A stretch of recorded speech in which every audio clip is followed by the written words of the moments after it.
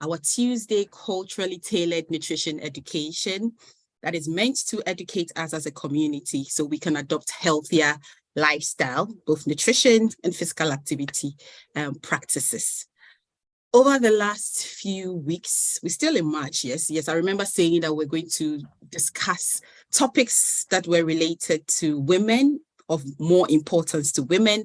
However, today we are doing something different because we do know that some of our sisters and brothers are starting fasting this week. So we decided to talk about fasting in general. You know, we do know that the concept of fasting is not new. It's a well-practiced what should I call it? Well, it's practiced by many religions. So we have Christians, Jews, Buddhists, Hindus, and Muslims as well, doing fasting either over a few days or to designate specific activities. You know, I have with me a panel, not just Muslims, Christians, who are going to talk to us about fasting. You know, what is it? Why do we fast? What impact does it have on our body? And most importantly, how can we have a healthy fast so that it can impact us positively? So I'll pause here and ask the panel members to introduce themselves briefly. Some of them you already know, but you know, it'll be nice for them to mention their names again. My name is Hiba Araba Osekwesi. I'm your host, and I would urge everyone to join us in the conversations. Please put your questions in the chat box. If you're on Facebook, YouTube, do send us your questions. Anything you want to know about fasting, and we will endeavor to address these questions for you. So let me start with, who do I see first? From the list I have Mariam on first. So Mariam, if you're able to introduce yourself briefly, then the others can follow so we can start. Yeah, thank you for inviting me to this program. I want to say hello to everyone. My name is Mariam Ojo. I'm a nutritionist and I lecture with De Montfort University in the nutrition department. I've been into community nutrition for over 15 years now. My specialty is in children nutrition and women's health. So that is my specialty in community nutrition. I'm pleased to be here today and I'm pleased to have you. Thank you, Mariam. Thank you for accepting our invitation. Next is Sylvia, a familiar face, but it's okay, Sylvia, introduce yourself. Hello, everyone. Good evening. My name is Sylvia Ofobe, and I'm a registered nutritionist here in the UK. I'm also a health coach with the Primary Care Mental Health Department here in Sheffield. Thank you, Sylvia. Then we have Dr. Tokumbo. Hi, everybody. I'm also a regular face. So my name is Yes. I'm a public health nutritionist, but I'm also a lecturer at the University in Liverpool. Thank you, Dr. Tokumbo. We haven't had you in a while, but it's always nice to have you here. Okay, so we're going to start the discussion. We are not having a presentation. We are just going to have just talk freely. So I'm going to start with, maybe I should start with Sylvia. Have you fasted before? Well, that's a very funny question for me because I do have lots of experience with fasting. Okay. And for someone who's from a Christian background, I've been fasting since I was a young child, basically. Okay. So more of the religious fast than the intermittent fast. Yes. I think I need to clarify that today's session would focus on religious fast, so not intermittent fasting per se, but just the religious fast, and we'll talk about the Christian fast and then the Islamic fast as well. Okay. So you can you briefly tell us about your experience? You said you've been doing it since childhood. Yeah. So. Well, so I think I have personally done the 6 to 6, which is like from 6 a.m. to 6 p.m. So you start fasting from 6 a.m. and then you break your fast at 6 p.m. I've also done the 6 to 2, start by 6, break by 2. I have done the 6 to 12. So the only time I tend to do 6 to 12 is probably when I'm not feeling too well. Maybe I'm sick and have sick medications, or I'm just doing something that requires a lot of energy and I need to focus or something like that. Yeah. So I would rather just do the 6 to 12. And then surprisingly, also, I have done the dry fast. So I have done the 1 day or 2 days, no food, no water, just dry.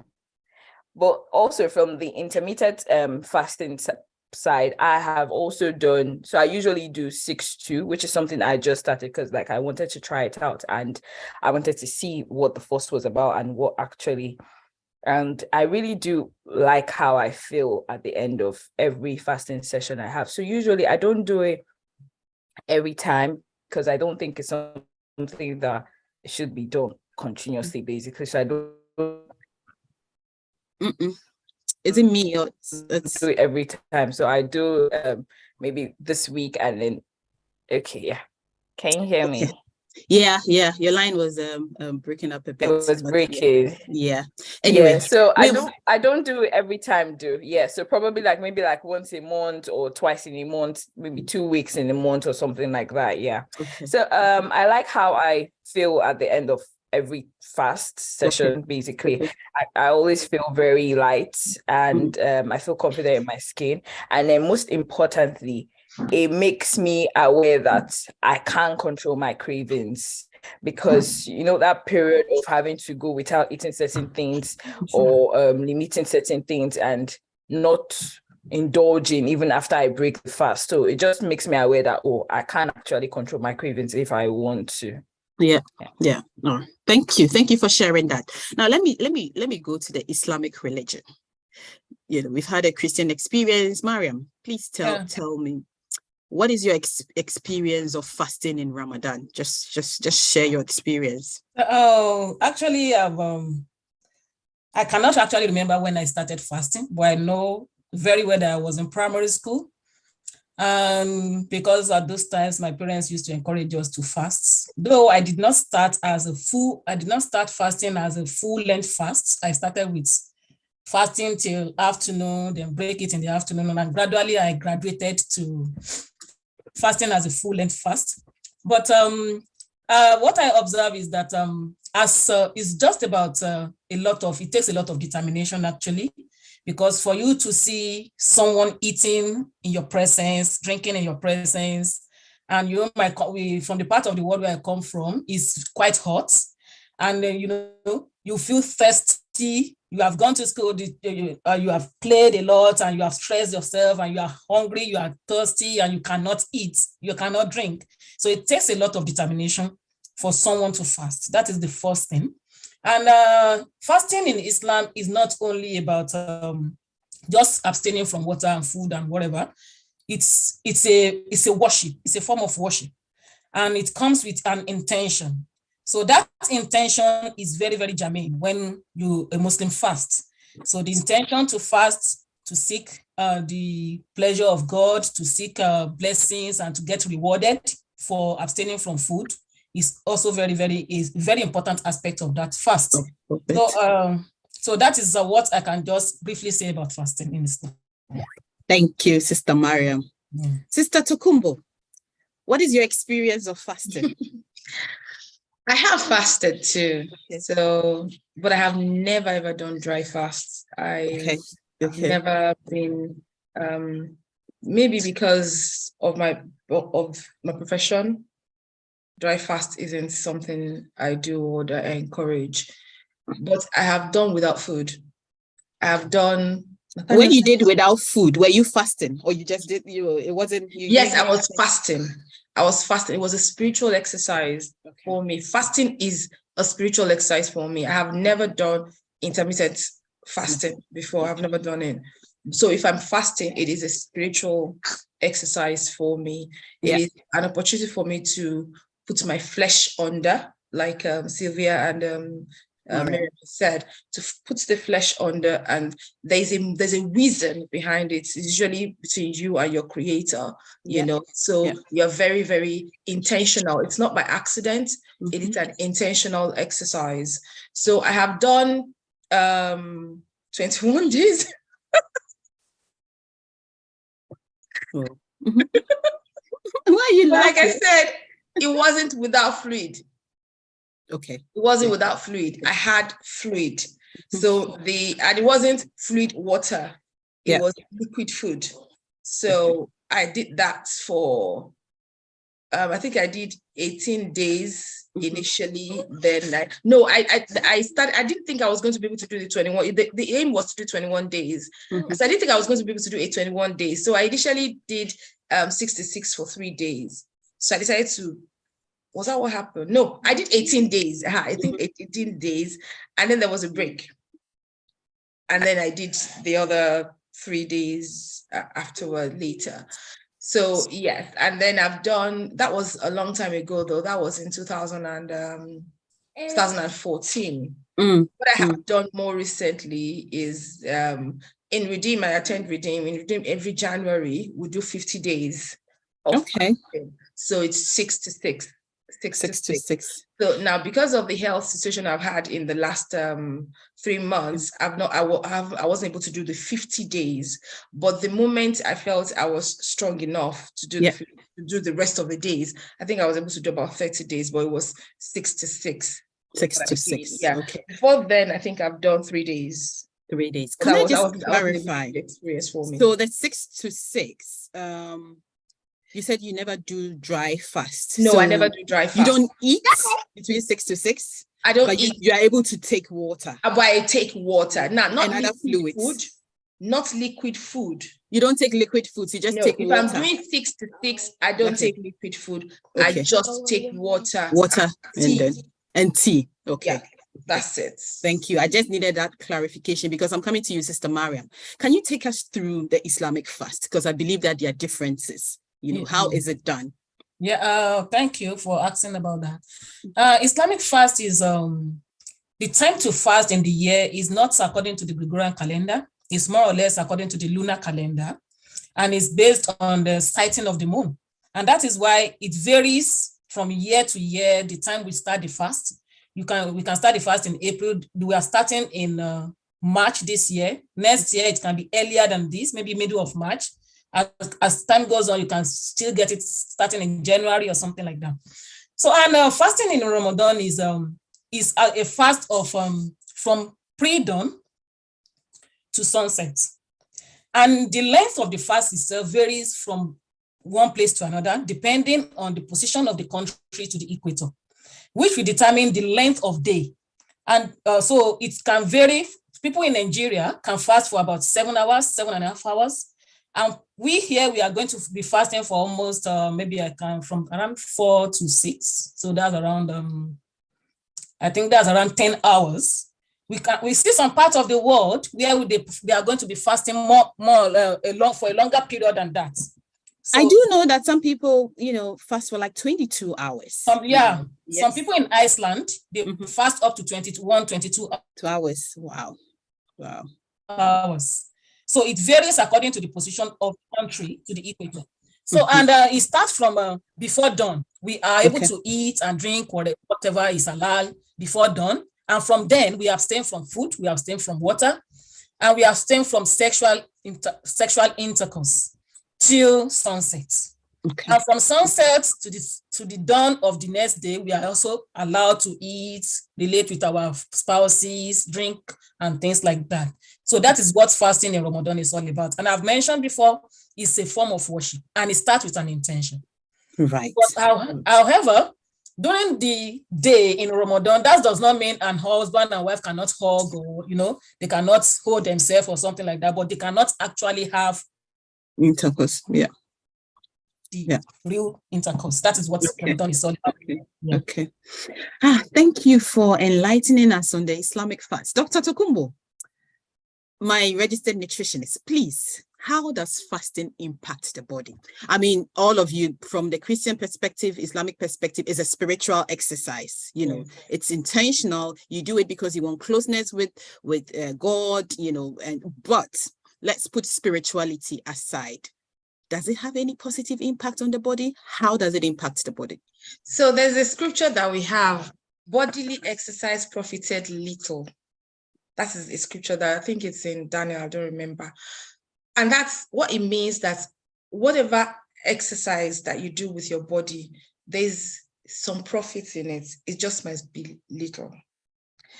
Fasting is, by the time you fast, if you do it intentionally, if you do it as you should do it, you're very likely going to lose weight.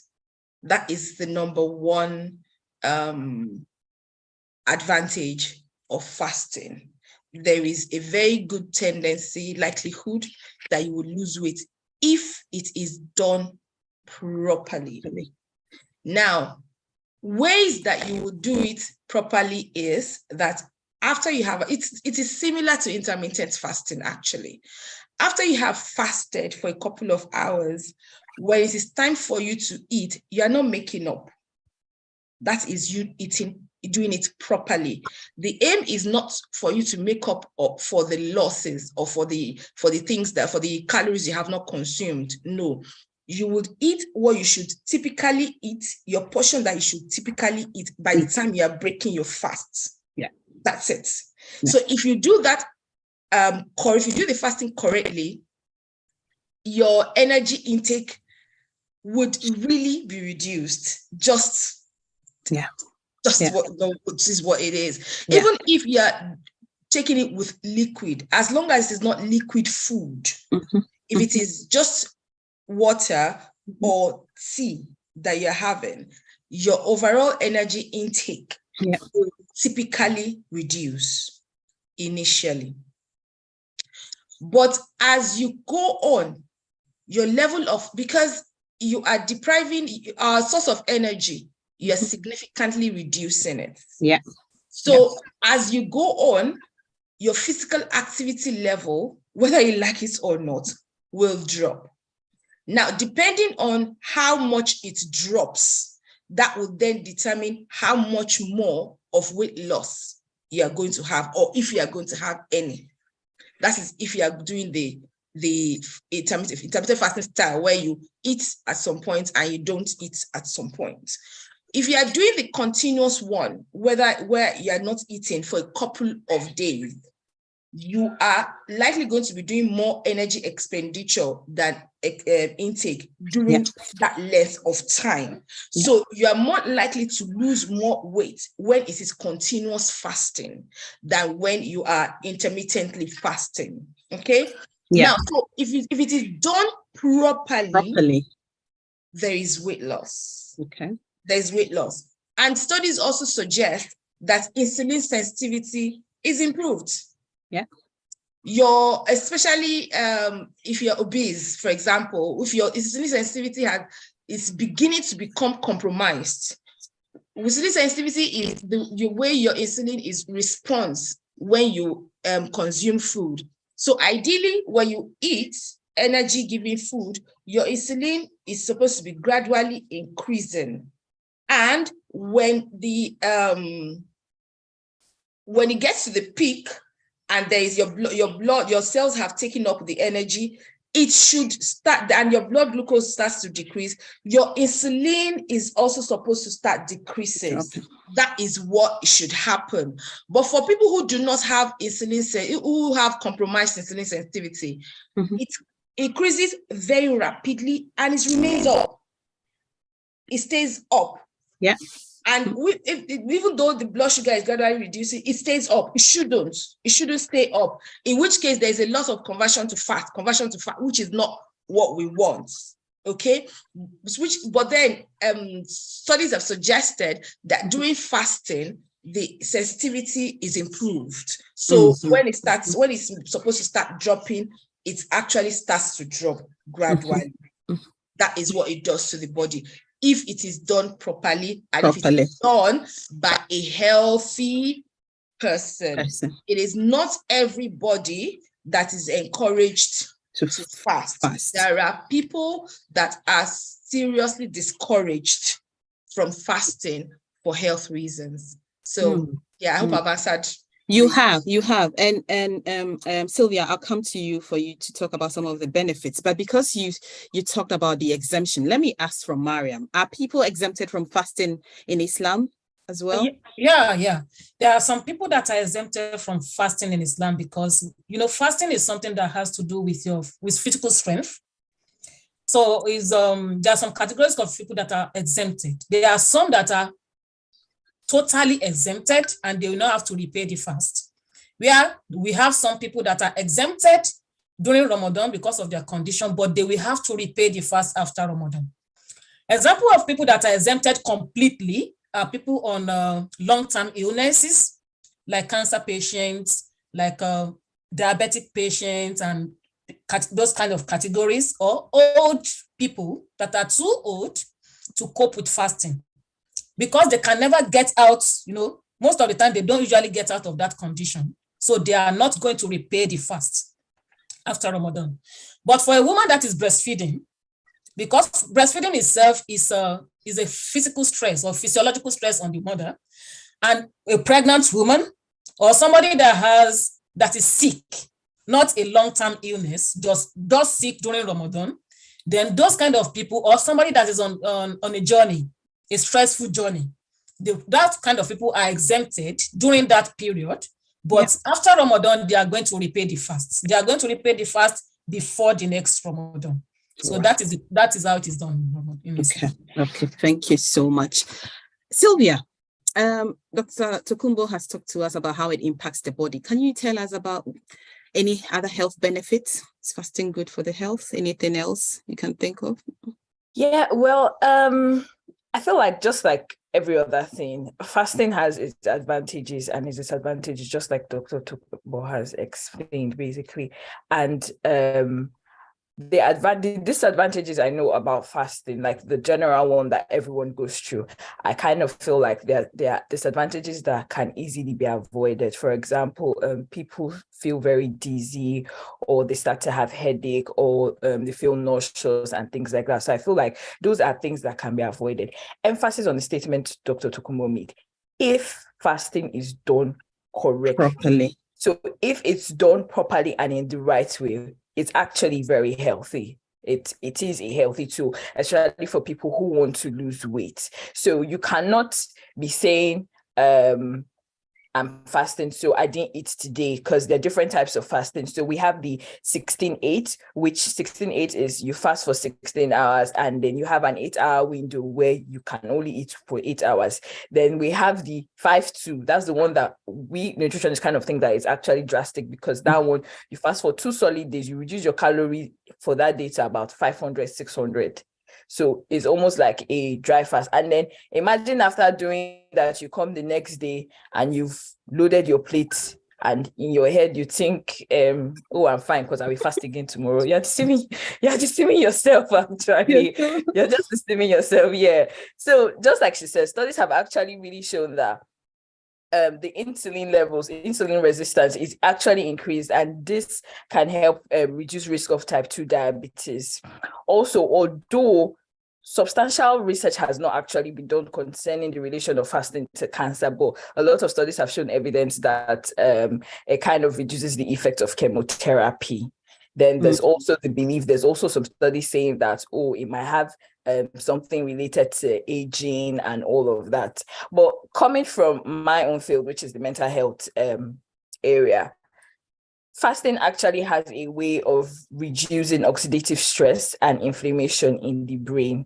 And then it also promotes a particular type of hormone in the brain that is responsible, or rather it's been related to depression and any other brain disorder, probably like anxiety and things like that. So what it does is that it increases that hormone. And if that hormone is increased, obviously your levels of depression or having to feel anxious or having being at risk of any other brain disorder will reduce, basically.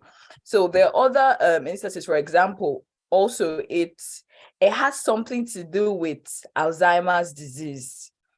There's certain studies that related it to Alzheimer's disease, because once again, the brain. So any neurological disorder like Alzheimer's disease, or which other one now? Well, basically, majority of them always focus on Alzheimer's disease. So there's that relation, there's that small bit there, but I kind of feel like more research needs to be done, because most of the research that has been done the evidence are not fully concrete.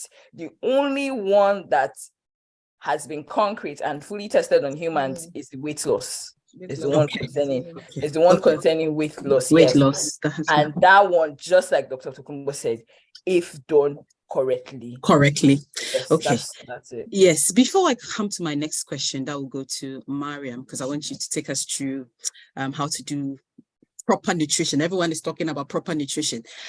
Now, before the session, I was looking at a paper. It was a systematic review, and it concluded that, even though there's a lot of papers to say, fasting has all of these benefits, some of which you have mentioned, it concluded that the evidence is mixed.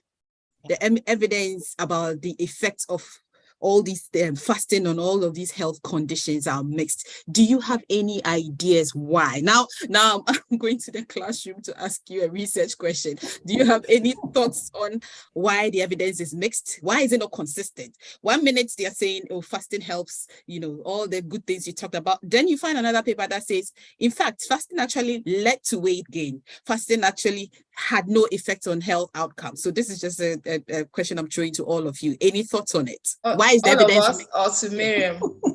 No, Mariam, I'll come to you, but this is to any of you. Okay, all right. Let me answer that.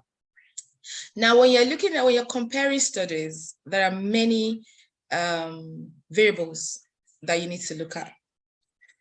The first one you want to focus on is method of data collection. Okay. Now, for some studies, everybody would recruit, and I believe this is a systematic review. It was a systematic review of randomized of intervention trials. Am I I think so. Yeah, I think now, so. Let me talk about randomized of intervention studies. Okay. Yeah. Now you will recruit your participants, okay, and you put them in groups. Those who you want to fast and those who you do not want to fast.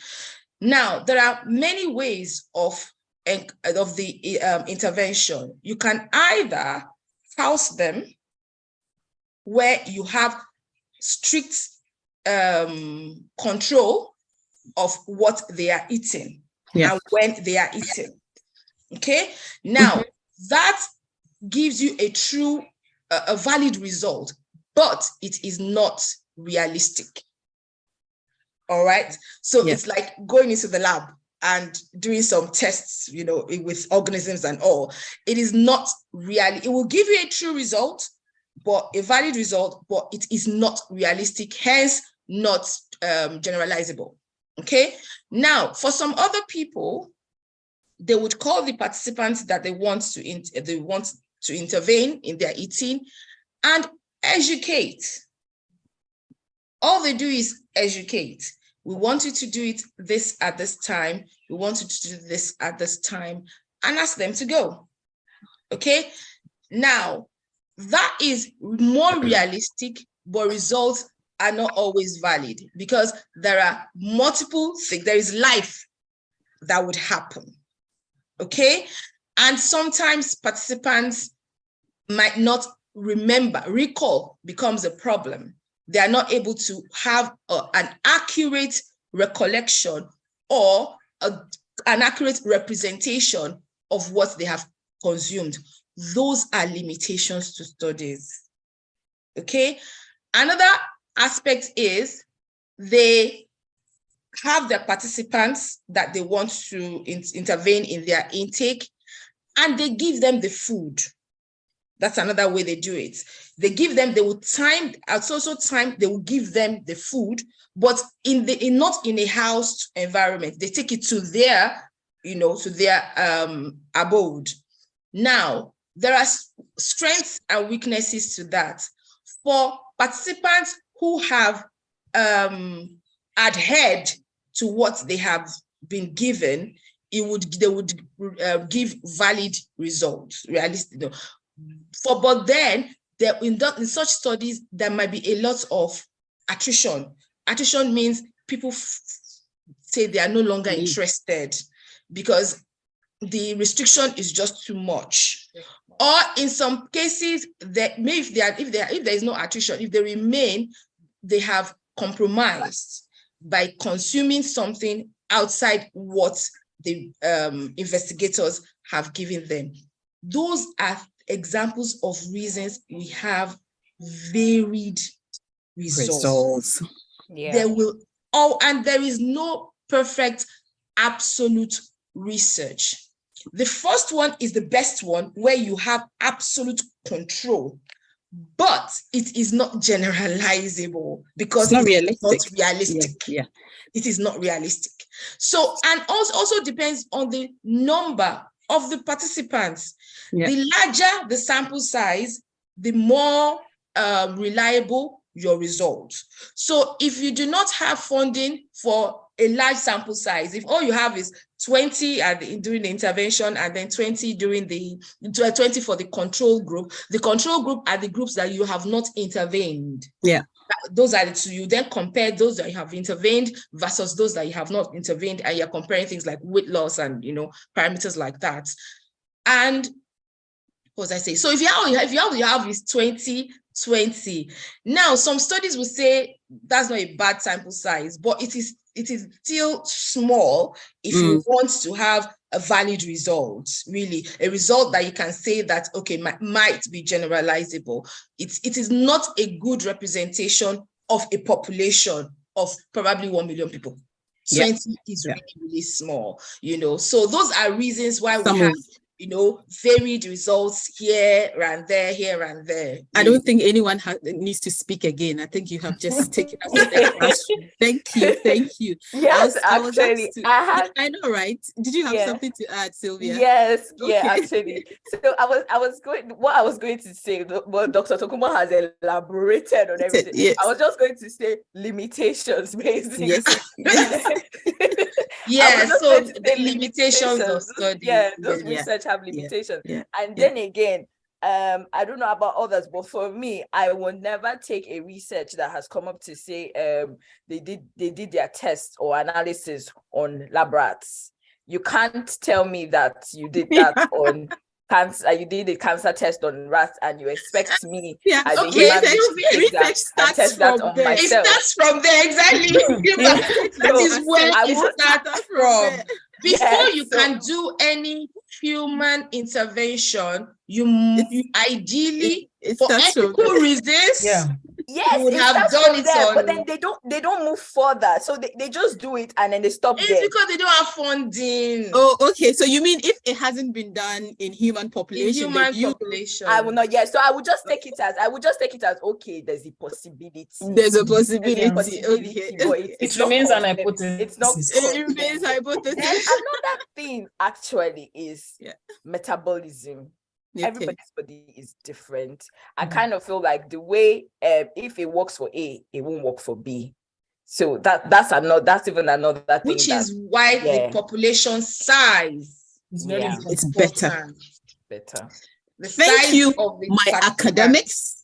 Today I have academics here talking to us about research. Now, I was asked to write a Ramadan blog, and I was writing it today, and that's why I looked at that systematic review. So just a few more was an example I wanted to cite. So fasting is known to have a lot of benefits. However, the evidence regarding the health benefits of Ramadan is mixed. Sister Mariam, I'll come to you with this one. And this is likely due to several reasons, such as differences in the duration of fasting. Again, in addition to what you talked about, I mean, when Mariam was talking about Islamic fast, she talked about the fact that some people fast 10 hours and others 22 hours. The range is between 10 and 22.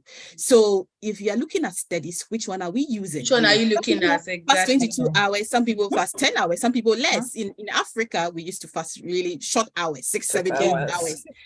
So if you want to look at the effect of Ramadan on people's health outcome, it would be different because it's not the same. So differences in the duration of fasting, varying dietary choices and habits, other factors like smoking, medication, cultural habits, all of these can influence the outcome of studies. And that's the reason why, we don't have consistent results. Now, Sister Mariam, during Ramadan, studies have also shown increased intake of sugar-sweetened beverages. I know for a fact because I'm a Muslim and I fast like that. Sometimes when you break the fast, you feel like, okay, this is the time for you to take all the fruit juices. And there is that tendency to overindulge during that short eating window. There's that tendency.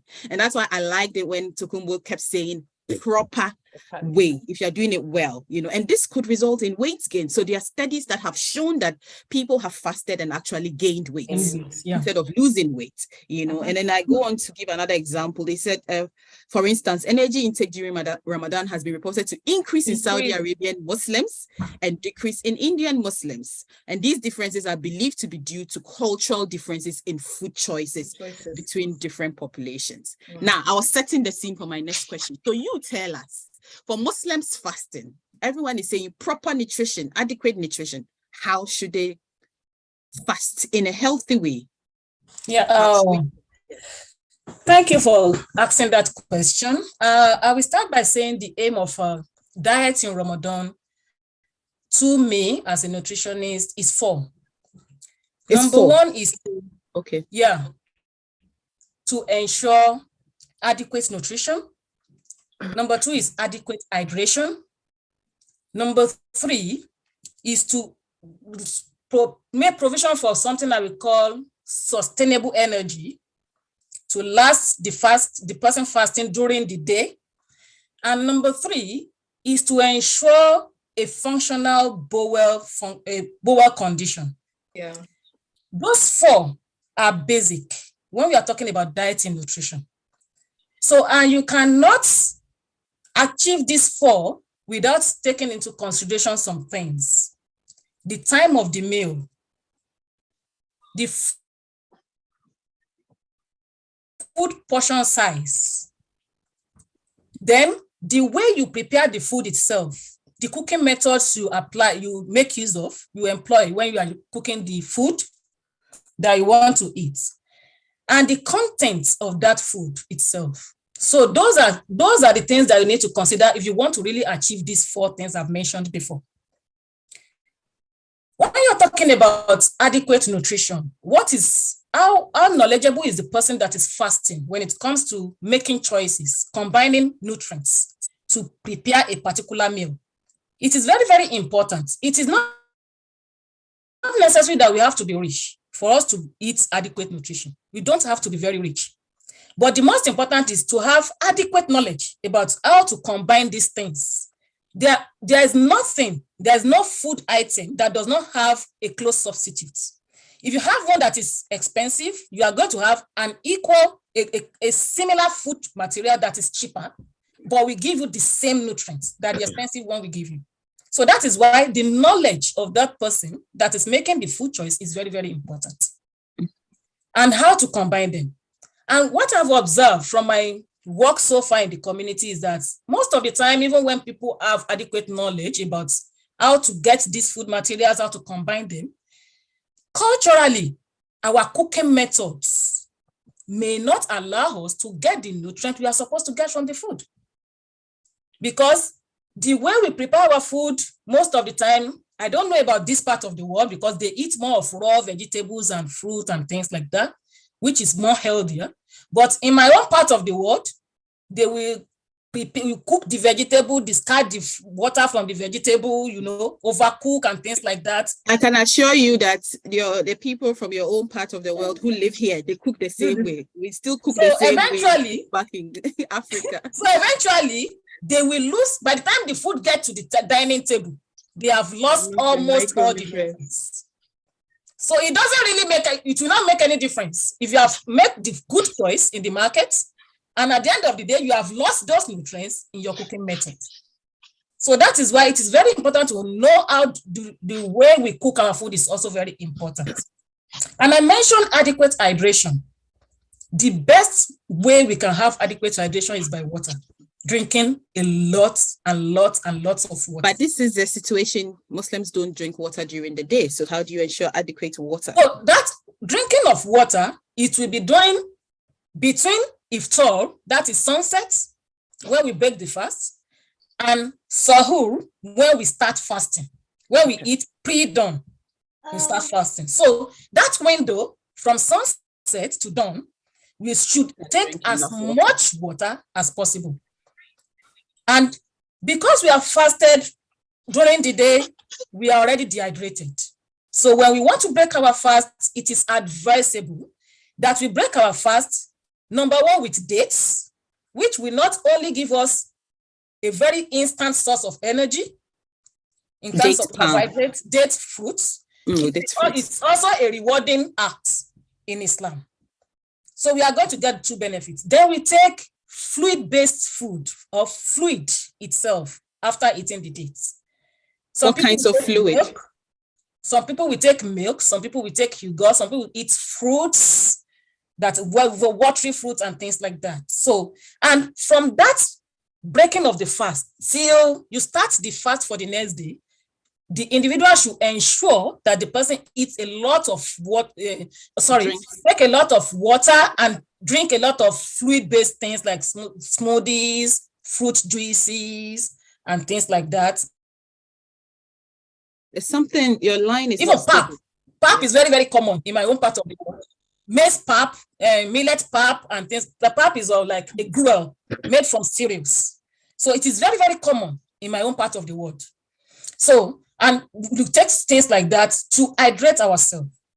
So when I'm talking about a functional digestive system, it is very, very, because our fluid intake has reduced, whether we like it or not. Even if we hydrate ourselves between iftar, breaking of the fast and starting another fast, we cannot still compare it with having ability to drink water or to take fluid 24 hours a day. So definitely our intake of fluid has reduced. So for us to have a functional digestive process, we need to increase our dietary fiber.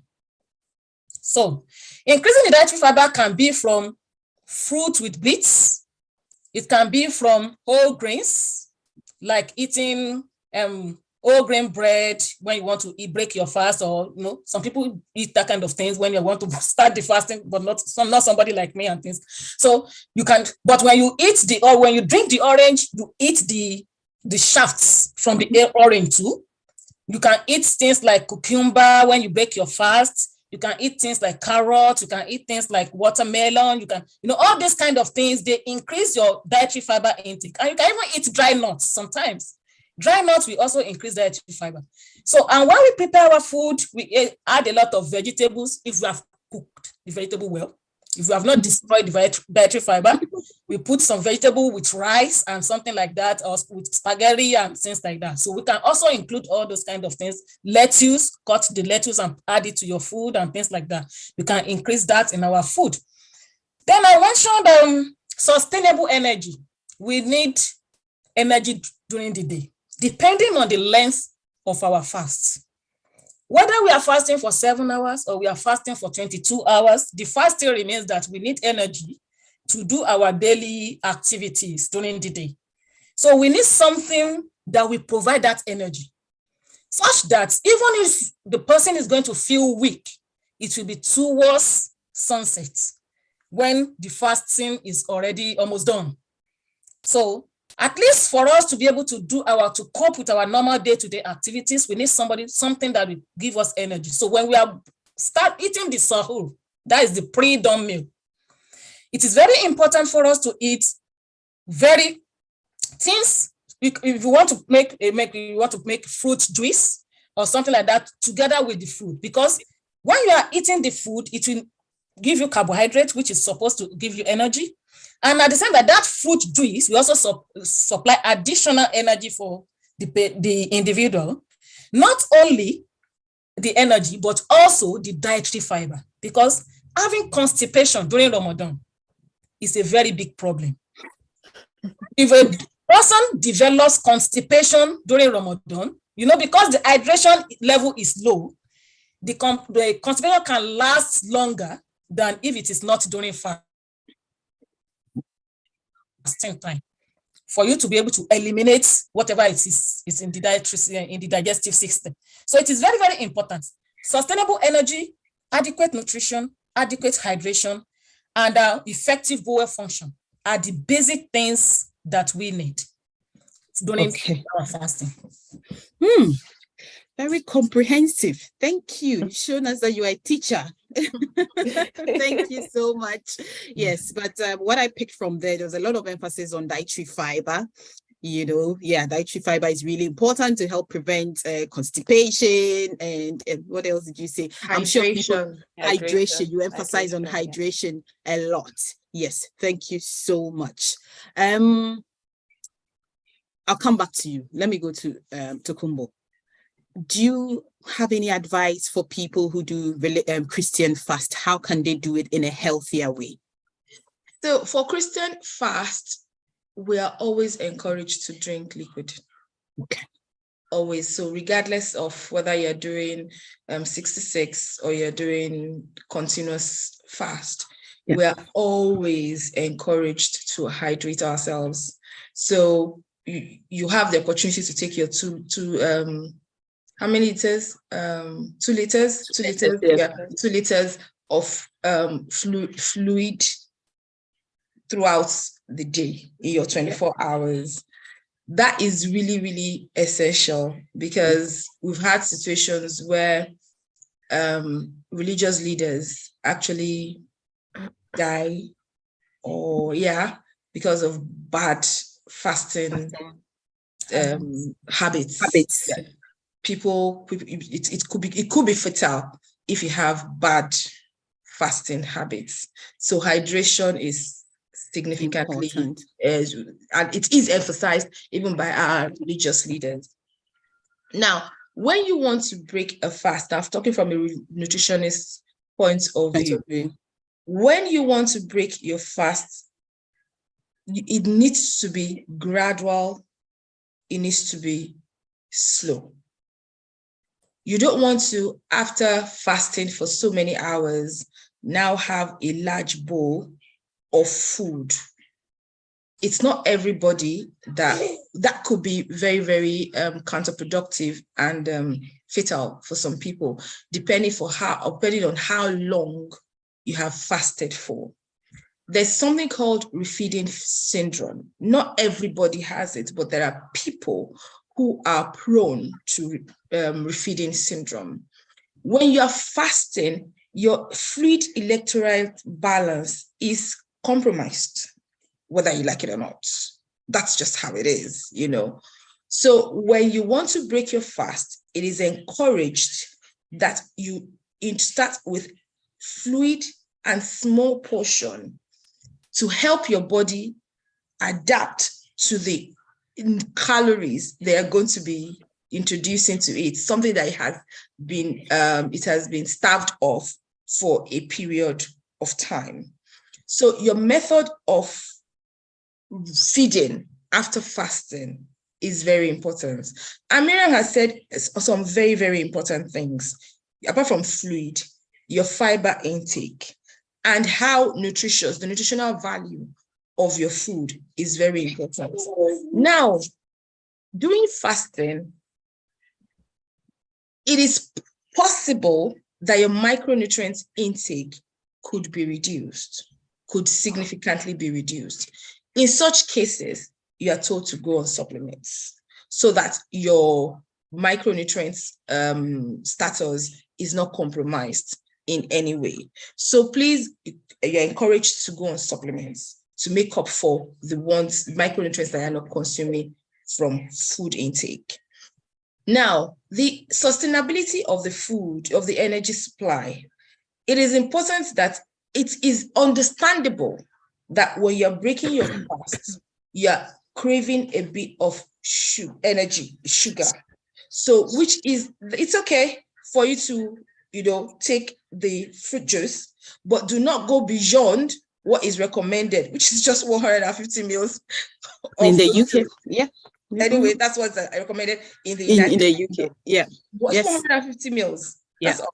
If you go beyond 150 mils, then you're at the risk of consuming more free sugars they're supposed to be consuming within the day, So, and that's understandable. You want to take sugar just for energy at that moment, but you should be more interested in consuming complex carbohydrates, and which you would get in legumes, in vegetables, that Miriam has said. So you want the carbohydrates that would be slow releasing of energy That is what you need. That being said, after about 6 hours, that's it. Your body, your blood, ideally, if you're a healthy person, your blood glucose is meant to be back to normal. I think that's about 5 point something millimoles per liter. Yeah, can I just interrupt you there? That notwithstanding, even though you're saying that after about 6 hours, it's still recommended, because if you go in for simple sugars like white bread, then that would happen faster. Very fast, yes. Very fast. If you take predominantly simple sugars, that is fast releasing energy foods, your blood sugar will go up very quickly. And if you're a healthy person, it will also come down. Examples of those fast releasing. So fast releasing, they are the sugary foods, the help me, the sugary foods.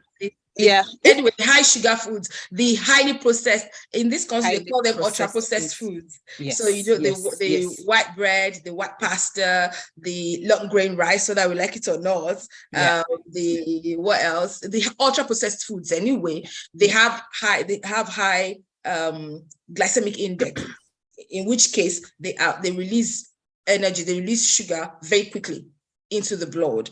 And then very quickly your blood sugar will go up. And then very quickly, if the blood sugar will come down. It will come down very quickly. So you get full very quickly, but you get hungry very quickly. You get hungry very quickly, which then puts you at risk of low blood sugar, which you do not. Even as a healthy person, it doesn't mean that you are not at risk of low blood sugar if you are fasted for longer than your physiological capacity. So that is something that you also want to bear in mind when you're fasting. I think I've covered the calories, the micronutrients, and then the fats. So let me talk about the fats. Our method of cooking, the fact that we're fasting doesn't mean that we should neglect the healthy fat, unhealthy fat options that we're looking at. The healthy nutrition should not be ignored because we are fasting. It shouldn't.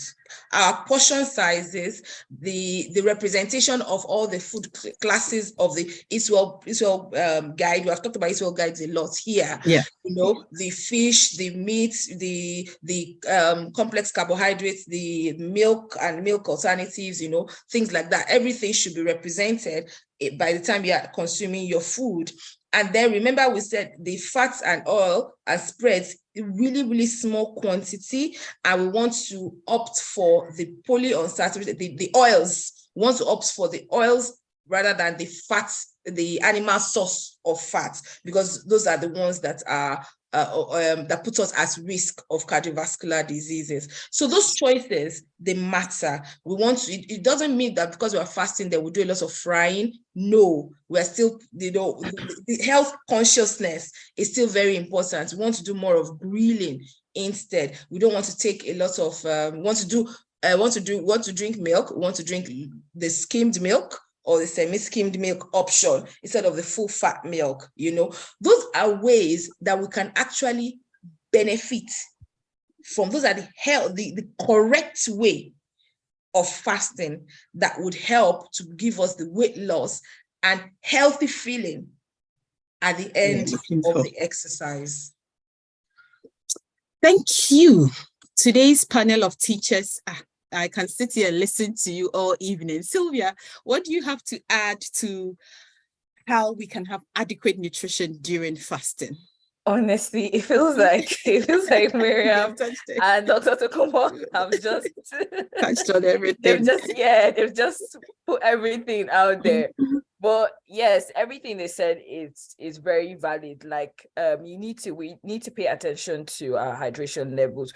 We need to pay attention to getting our nutrients back, because basically you're restricting your time of eating. You reduce the time you eat, and also bear in mind that you're not eating in smaller portions. You're still doing small portion sizes and things like that. So you need to ensure that you're getting all the nutrients packed in that one meal or two meals that you're having in a day. Just like Dr. Tokunbo has said, first you need to consider your macronutrients. And then, like Miriam also said, fiber, you need high intake of fiber. So you should be talking about dealing with maybe proteins, focusing more on your proteins and your healthy fats. I was coming to that, yes. Yeah, so focusing more on your proteins and your healthy fats. For healthy fats, we're talking, like she said, don't neglect our healthy oil. So olive oil, avocado oil, your avocado fruits, your nuts, and all of that healthy fats. You need to focus on that. And then for the proteins, we're talking of your fish, seafood, chicken thighs, also incorporate legumes and beans into your meals. So we're talking kidney beans, lentils, chickpeas, all of that into your meal. And then at this point where you are fasting, this is the opportunity where you need to up your vegetable intake, your veggies, your kale, your spinach, get all of that into your diet. And the same thing she explained again. See, but that's what I said. She really went. The same thing she explained again concerning the simple sugars. So avoid all of that. Don't sit and say, oh, I fasted from 6 to 2 and now I've broken. Let me just finish one full bottle of juice. Coke. Because or Coke. because I'm dehydrated or something. No. First things first, go for water. So what I always do personally is to break my fast. I always break my fast light. We've always been advised, even as Christians, to always break our fast light. Don't go for heavy meat. Don't say because you want to break your fast and you've not eaten since you started eating a full bowl of pound yam or something. No, always start light. So I take water and let that sit for at least probably 10 minutes, depending on how hungry I am. Sometimes longer, I just take water and maybe break later. And then I let that sit for a while, and then probably take a fruit or something, or just something very light. And then also, like Miriam mentioned, your gut is also very important, the health of your gut while you're fasting. So try as much as possible to incorporate probiotics into your diet. So we're talking yogurt. We're talking yogurt. You could also break your fast with yogurt. I usually buy this small cup yogurt when I'm fasting, and sometimes I just use that and break my fast. So you could do yogurt. If you're a cheese person, you could try and have a bit of cheese with your with the first meal you're having, or with your bread here and there. And then yes, if you're substituting, because Dr. Tokuman, if somebody will say now, Dr. Tokuman will say, I can't eat long white rice to break, or spaghetti or white bread, you could go for whole grain. You could try oatmeals. You could have nobody's saying you shouldn't eat your white rice, but probably maybe have them as a second meal or the third meal, or whatever time you want to have them. But first, you could try your oatmeal or brown rice and things like that. Basmati rice, actually. Basmati rice, yes. Try focus more on whole grains, because like we said, hydration, you need high fiber intake, basically, just to ensure that you're getting all those nutrients. And then when it comes to fruits, now, don't forget that certain fruits have high fructose. The fructose level is quite high. So you should, I'm not saying you shouldn't have them, but you should pay attention to those fruits. So maybe focus more on berries, strawberries, kiwi, avocado, another healthy fats. Yeah, I was going to say that those are those ones are expensive. Those are pricey. Those are quite orange. Pricey. There's also orange. Orange is not. It's not. Oh, banana. Banana, not very, very ripe, because the more ripe it is, the higher the sugar content. Yes. But where the ripe is just adequate ripe, it's a good mix of sugar and starch. And one banana is a good way of breaking your fast. Breaking your fast, yes, true. Because for me, for example, that's the type I take. Whether I'm fasting or I'm not fasting, just in between. I won't eat the ones that are very, very overly ripe. ripe. Yeah, overly ripe. Yes. Okay, Sister Mariam, can you take us through? We're supposed to end at 7. Apologies. Orlando is not in today, so we're just going to steal a few minutes of his time so we can wrap up. Can you take us through your typical fasting day? Just examples of what you would have at dawn and how you break your fast. I like the way Sylvia took us through what she does. You know, she said she takes a yogurt, or how do you, are a nutritionist? Let's learn from you. What do you usually eat? And because you're Nigerian, I want you to give me examples of, I'm not hearing the eba, I'm not hearing pounded yam, I'm not hearing fufu banku. Where do we place those? I want examples of those ones. Are you there? Yeah, well, Yes, thank yes. you for asking me that. Let me start from the sahur, which is the pre-dawn meal. Because I like to eat, whether it's pre-dawn or sunset or breaking of fast, I like to eat light. Okay. Because when I eat heavy, it makes me very slow during the lethargic. Yeah. It's like it weighs me down. So my sahur food is which is your dawn swallow. food, yeah? Swallow, as called swallow, maybe it's eba or poundo or amala, but I eat a very little quantity. Okay. During the pre-dawn meal. Okay. I take more of vegetables during the pre-dawn meal. We call it a foriro. That is stewed vegetable mixed with stew. So I take more of that during the sahur, which is the pre-dawn meal, and I take a lot of water. My own belief is the best hydration is by taking water. Though I drink some fruit juice once in a while, but caffeinated drinks, I don't. No. So I take water. And during the breaking of the fast, your line is it just me? Her line no, it's not just you. It's not just yeah. But okay, we get that bit. Yeah, you say you take a small portion of swallow, lot of vegetable soup with a lot of vegetables soup, and then water and a lot of water. Okay, all right. So when I break my fast, I first break my fast with the dates. Okay. As I've mentioned before, it's not only religious, but also give high sugar. Yeah. To go into my system. Yeah. Then I drink water. Okay. After the dates, I drink water. Then I now go for the food. But my own technique is that for me to eat light, I consider options and I look at the substitute for each of these foods. Instead of eating yam, I rather go for yam porridge, which is lighter than eating yam. Okay. And if I want to eat yam porridge, I make it so very light, not thick porridge like that. You understand? Okay. And I eat rice. I eat rice with the stewed vegetable, or if it is fried rice. I don't know what we call fried rice in my country is rice with a lot of peas, sweet corn, and spring onions, and a lot of other vegetables in the rice. Yeah. So that will provide me with the vegetable content of my food. Yeah. So if I want to go for jollof rice, I rather slice some lettuce and put some onions in there. So, and the lettuce is actually going to be put on the rice after I've put it in my, not cooking with the rice. Not cooking with the vegetables. I'm not cooking the lettuce with the rice. I just put it on the rice after I've put the rice on my plate. So and when I want to take the rice, I just take a small quantity of rice. Yeah. Because, especially when I've got to this country, because our night is so short. Yeah. If I have to eat too much during the breaking of my fast, before I know it, maybe 3-4 hours, I'm eating another meal. Yeah. The pre-dawn meal for the next fast for the other day, for the next day. So it's like even the one I've eaten at the break of fast yesterday has not completely digested, and I have to eat another one. So that is why it is very much more advisable to eat very light at both the pre-dawn and the breaking of the fast.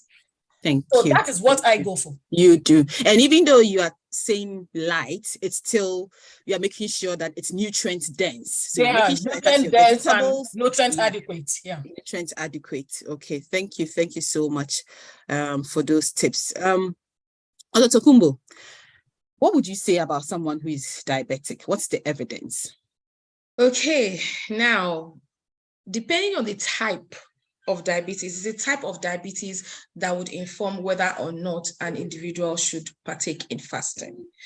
If an individual has a type 1 diabetes, which means the person is completely insulin dependent, the person is not particularly encouraged to fast.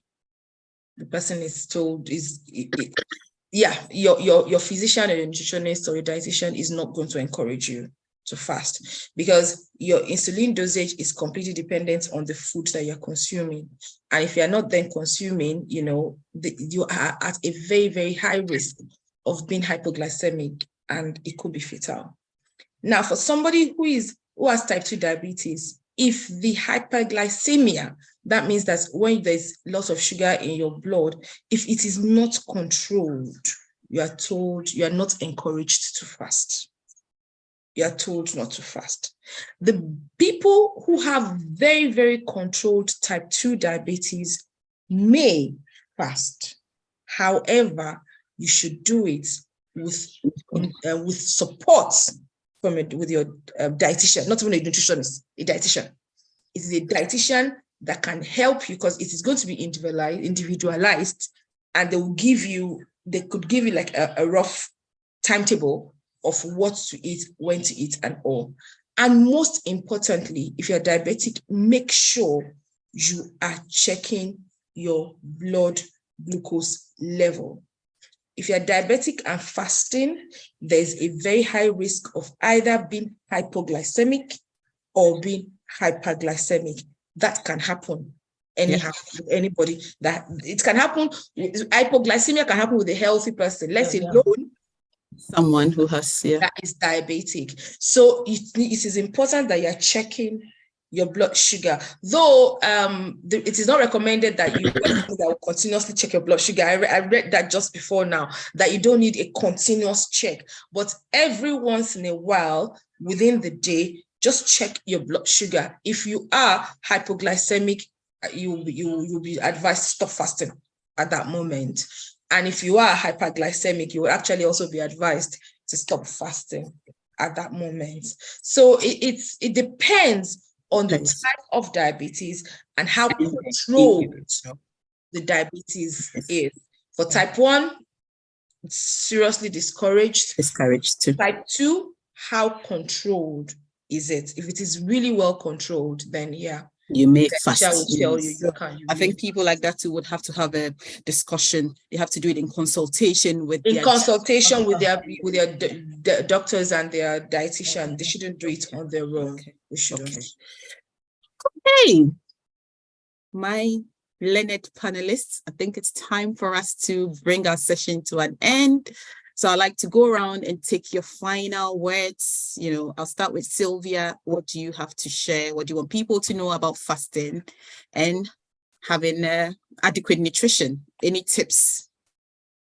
So first, just like they said, if something is wrong or if you think you want to fast, I will say speak to a nutritionist or a health professional first, because even with the Muslims saying that women who are on their period shouldn't fast, there's actually a theory behind that. So that actually, in the long run, if you do it, it tends to affect your hormonal balance. So you tend to have hormonal imbalance. So it's good that before you dive into fasting, speak to someone about it, talk to a health professional about it, and pay attention to your nutrition. We've already spoken about nutrition in depth, so you should have a bit of knowledge right now on what to expect when you're making your meals and how you're preparing your meals. So please pay attention to your nutrition. Hydration, always be hydrated, always, even if you're doing the dry fast. And then if you're doing the dry fast, never go above 2 days, because even 3 days, it's not possible for an individual to go 3 days without food or water. So please never go above that. Yeah, that's it. Okay, Sylvia says, please, as nutritionists, they are not encouraging dry fast. So over to you people. Mariam, please, Ramadan, final tips for Muslim sisters and brothers. Yeah, having said all we have said so far, I think the basic things I just want to talk about, I want to say as a final note is we should be careful of our time of meal. We should be careful of our food portion size, how much we eat, the quantity we eat. And also we should be careful about the content of what we eat, the nutritional content of what we eat. So we should be conscious of those three. Those three are very, very important for us to have a healthy Ramadan. Thank you. Thank you so much. I think, so before I come to you, I think one thing I forgot to make us highlight, again, Mariam, that might go to you, is examples of foods to avoid. You mentioned all those sugary foods, but you know, a lot of the times within the communities that I'm in, that's the time people are having a lot of samosas and a lot of, you know, fried foods. People tend to feel like because they fasted, when it's time to break their fast, it's like they're tempted to treat themselves, and then they go on with all these samosas and you know. So what we are saying is that please, healthy eating is equally important during fasting as it is when you are not fasting. It's even more important during fasting. So those treats, it's not really necessary. Okay, Tokumbo, let you speak. I think you've said what I was going to say. The adequacy of your nutrition during fasting is very, very important. And fasting may be beneficial if done correctly. If done correctly. If done correctly, it may actually be beneficial. Thank you so much. And we have talked about how you can do it correctly. Whether you're a Christian or you're a Muslim, there is a correct way, proper nutrition. So if you missed this video, please go back and watch it from the beginning, and then you would pick on some of the tips. So my final words are that, well, this goes to, because I know Muslims, we are starting fast just this week. So Ramadan can be a good time to make healthy lifestyle modifications that you can actually sustain in a longer term. So if you're struggling to make any healthy dietary choices, if you listen to this video, maybe use Ramadan, because a lot of people do it as a spiritual exercise.